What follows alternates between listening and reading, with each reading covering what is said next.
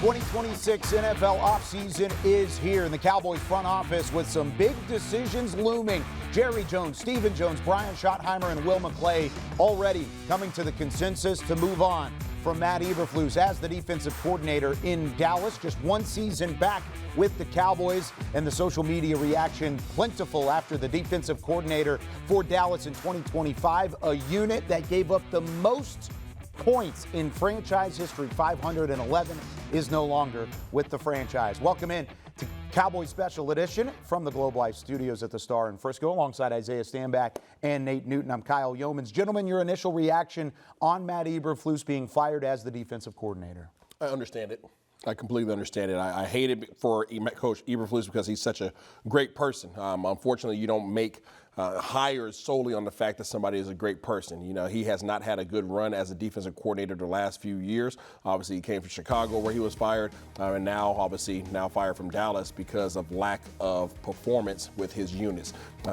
It's not all on him, but when you are the head man of that defense, you know, the responsibility falls on your shoulders if they underproduce, and that's exactly what happened with this Dallas defense this year. I understand, Coach Eberflus. You thought you had a couple of great players coming in. They were snatched from under you due to injury and trade, and that put you in a bind. But it all fell like when you watch, like Isaiah said. So sorry to see you go, but 511 points. Ooh, that's a lot. And 377 yards per game. The only area where the Cowboys defense actually took a step forward was the rush defense, and you traded for two guys to help for that. Kenny Clark in the Micah Parsons trade, and then a first-round pick for Quinnen Williams at the trade deadline. So with all that being said, it would have been the sixth highest point total, or it was the sixth highest point total in NFL history. And then after 17 games, take a look at how many touchdowns were surrendered by certain defenses across the board. How about the New York Jets being number 2 on that list behind the Dallas Cowboys? Not a list you want to be on. Brian Schottheimer and Jerry Jones each spoke earlier in the week at the end-of-season press conference on what the downfall was from the Cowboys defense this year.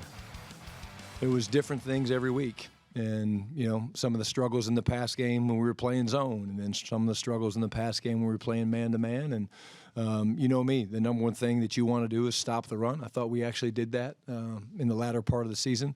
I think where we ultimately came up short was we weren't able to take the ball away. You know, you look back at our shortcomings and the team's playing this weekend, and I agree with Jerry. You know, I'm sick that we're not playing this weekend. We're good enough to play this weekend. Unfortunately, starting with me, we didn't play good enough in terms of the ball. Last year, I thought our Achilles heel was in the offensive line. Not just this year, but 2 years ago. I thought the offensive line would let it down on the offensive line. That's why Booker was number 1 pick. I think that we got let down in the secondary. There's a combination of wishful thinking on Ravel coming along. We were surprised with how we ended up with Diggs, Bland. We had with our safeties. We lost the nickel, hurt us more than we thought. The nickel was a serious loss for us. He made a big difference not having him out there. And so we got to get better there. But I think I'd point to secondary. So Jerry Jones believes it starts in the secondary. You could argue it starts with your linebackers, with your edge rushers. Where does it start for you guys on rebuilding this Cowboys defense outside of the defensive coordinator? Because we understand that's the case. You're going to have to get a new guy to run it. Position-wise, where do you start? Yeah, I mean, the reality is you lost your number 1 corner. You traded away, or you let go of Trayvon Diggs, who you see on your screen. Deron Bland has had some health issues as of late. Your draft pick from last year, Rebel, obviously you just heard Mr. Jones say, you know, they had wishful thinking in regards to his health coming off of ACL. You need some corners. You need some corners, and I think after you get some corners, you need to go out there and you need to get some safeties, and then you need to get a pass rush. You got to find somebody on that defensive line that an offensive coordinator has to be concerned about as they game plan for your team. You can go safety or you can go corner. Whatever player that fits into your scheme or what you're trying to run here with the new defensive coordinator, get someone that understands what to do, how to do it, and be the best at what they're trying to do. What type of scheme would you want to see for the personnel that you know is coming back in 2026? I would just like to see a coach that can kind of communicate with the players, but the game is going to dictate it. Whether you have 4 wides, 2 tight ends, single back, the game is going to dictate what you play, whether it's a zone, whether it's man zone, whether it's straight just coverage. The game dictates that. You just got to find players that are multi-talented, mentally and physically enough to do it. I want a coach that's aggressive. For defense, I've never liked, very chill, defensive coordinators, defensive schemes. I want to have to game plan. I want offensive coordinators to have to spend hours upon hours trying to figure out exactly where pressure is coming from, spend hours and hours trying to figure out exactly where, the O-line has to make their protection calls from. Nate shouldn't be able to walk up to the line of scrimmage and just say, okay, yeah, I've seen this on film, boom, put his hand in the ground and go handle his assignment. He should have to get up to the line of scrimmage and be looking around trying to figure out, okay, hey, quarterback, who are we supposed to be blocking again?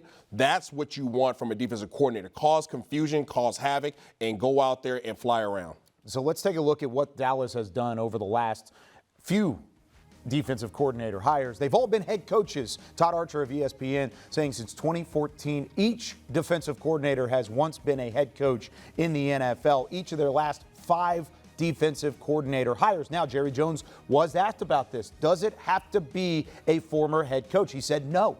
It does not have to be. It can be anybody. It could be a young coordinator or a young position coach that has earned the right to be a play caller on defense. So, Nate, I'll give it back to you.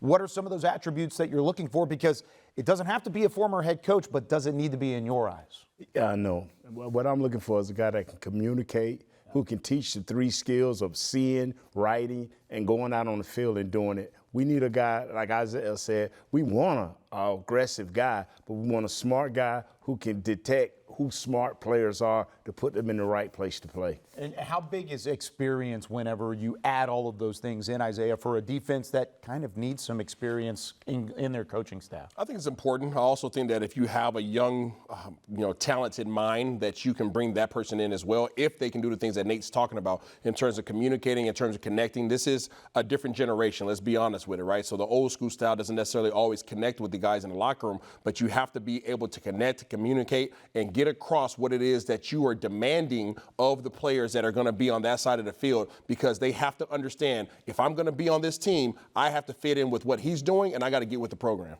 I have a feeling this offseason is going to be full of defensive talk because Dallas needs to fix the defense after having a great season on the offensive side. But they aren't free of questions on their own side as well. Later in the show, we're going to talk about George Pickens and CeeDee Lamb. Did they live up to the expectation in their first year together as a wide receiver duo in Dallas? But when we come back, the Cowboys experimented with Tyler Smith at left tackle. Will that experiment continue into next year? Special edition presented by AT&T is brought to you by your North Texas Ford dealers. Ford is the best in Texas. Reliant, official energy provider of the Dallas Cowboys. Blockchain.com. Invest like your icons with Blockchain.com. And by AT&T. Connecting changes everything.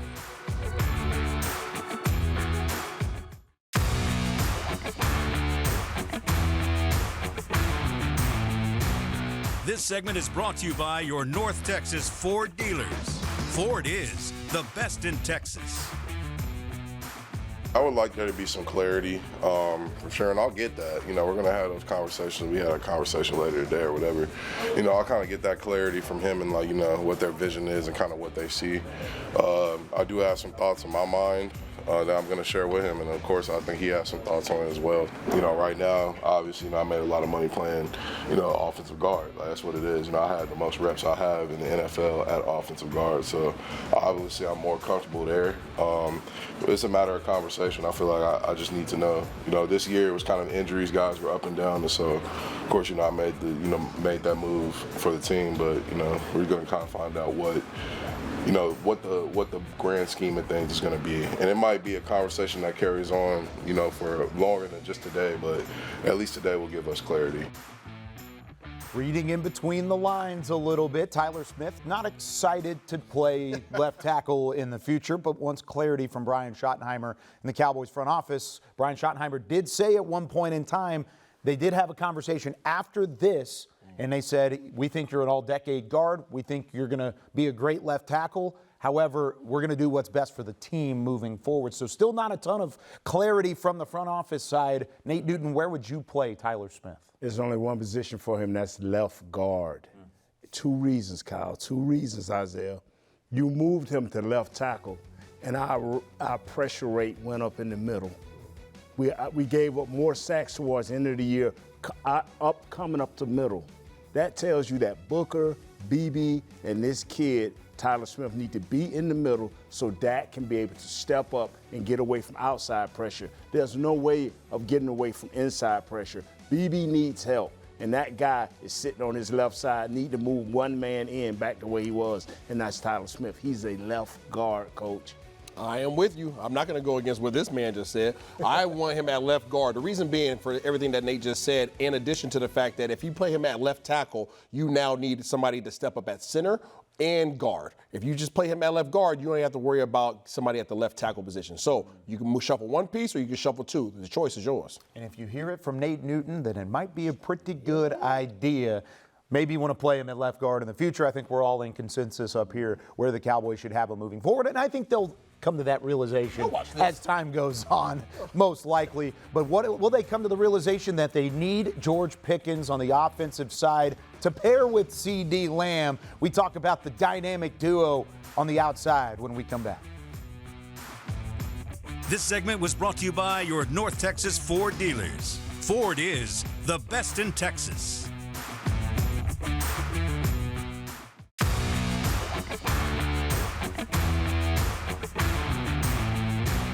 This segment is brought to you by the NFL Fan of the Year, presented by Captain Morgan.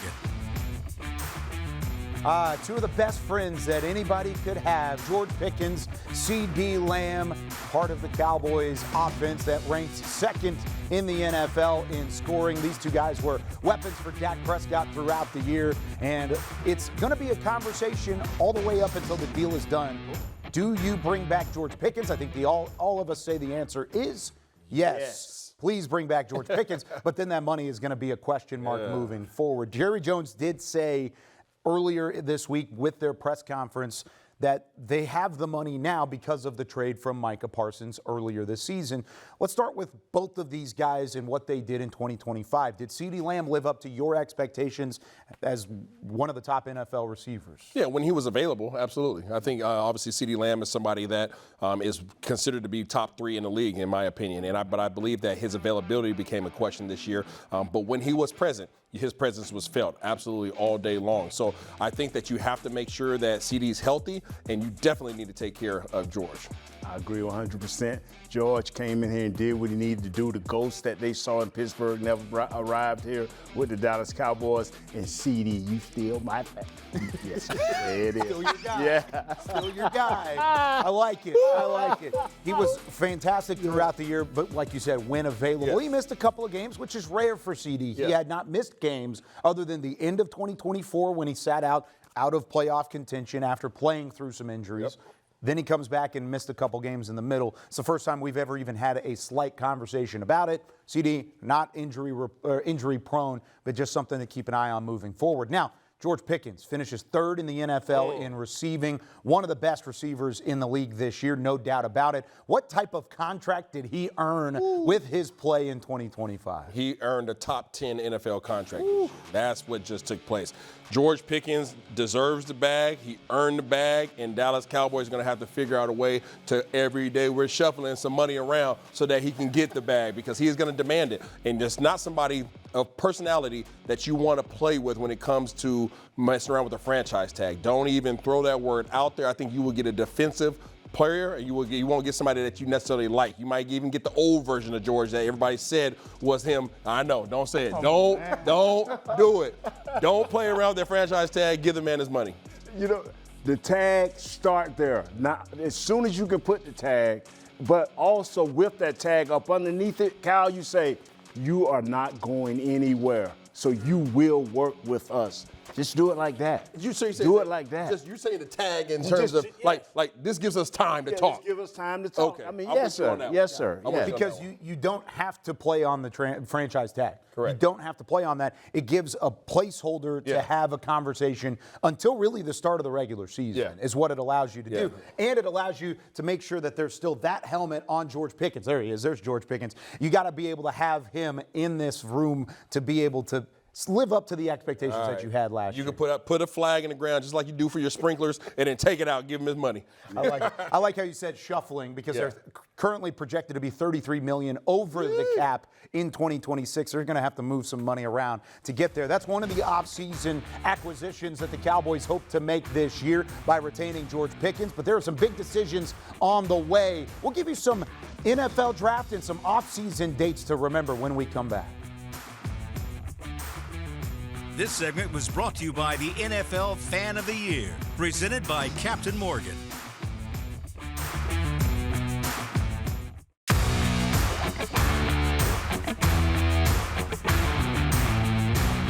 This segment is brought to you by the Salvation Army, doing the most good. It's officially the Cowboys' offseason as Dallas has plenty of big decisions to be made over the next few months. We'll start with the NFL draft and the NFL draft process. The East-West Shrine Game gets underway from the Star in Frisco, where some of the top prospects across the country have the opportunity to showcase their skills. Same can be said for the Senior Bowl in Mobile, Alabama, at the home of the University of South Alabama. Then following each of those showcases, the NFL Scouting Combine brings some numbers to the table. Outside of the draft process, the franchise tag and transition tag deadline in the middle of March. Then it's into the legal tampering period. And then the new league year, which means free agency is upon us, gets underway on March 11th. And then, of course, the NFL draft in Pittsburgh, Pennsylvania, starting on April 23rd. The Cowboys hold 2 first-round picks. We know where they're going to pick in their first selection, the number 12 overall pick for the second straight year. They've had some success. Tyler Booker last year. Even going back to 2021, they drafted Micah Parsons at the 12th overall spot. They were right back there again in 2026. And of course, this weekend, you'll see where they'll pick in the second part of the first round due to Green Bay's results. Now, you can tune in to the draft show presented by Miller Lite. Myself, along with Nick Harris, Tommy Yarish, Bobby Belt, and Voch Lombardi, will dive into those prospects that we'll see throughout the Cowboys offseason, see who fits the Cowboys, and see who can possibly have a star on the side of their helmet. We've got plenty to go this offseason, but let's take a look ahead at the 2026 season and some of the opponents that the Cowboys will see next year. This segment was brought to you by the Salvation Army, doing the most good. Closed captioning is brought to you by the Texas Lottery. Dallas Cowboys scratch tickets from the Texas Lottery are here. Play today. And to watch more Dallas Cowboys content on your connected TV, download the Cowboys Now app on Amazon Fire, Roku, and Apple TV.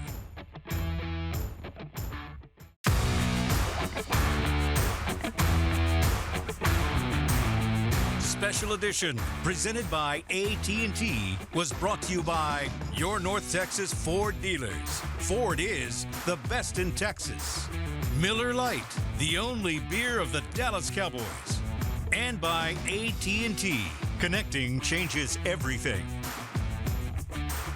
Let's take a look at the 2026 Cowboys opponents. Some really fun games at home. How about the Eagles, of course, but the Tampa Bay Buccaneers, the San Francisco 49ers, Jacksonville, fresh off of a great season under year one of Liam Cohen. And then you've got former number 1 overall pick Cam Ward. Then the new-look Baltimore Ravens, whoever they hire as their head coach, coming to town. And then the Cowboys have to play on the road against the Seahawks, the Rams, the Texans, some playoff teams to mention. And they go to Lambeau again, which hasn't been great for Dallas as of late. Which matchup are you looking forward to the most next year? Always San Francisco. San Francisco always gives us one heck of a fight, and you know what you're going to get out of that organization.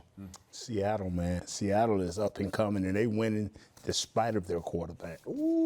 This might be the first time in any segment ever that Isaiah's answer has not been Seattle. I don't want to at some point in Seattle. time. That's a rough week for me. That's true. That's fair. Former Seattle native, and of course some ties to the Pacific Northwest. But lots of fun games on the schedule. It's not an easy schedule either, or the top half of the league in terms of win percentage on the board for the Cowboys next year. That's going to do it for us on Special Edition. We'll see you next week as the Cowboys offseason continues into 2026. Some big-time decisions to be made as they clean up the locker room and say so long to 2025.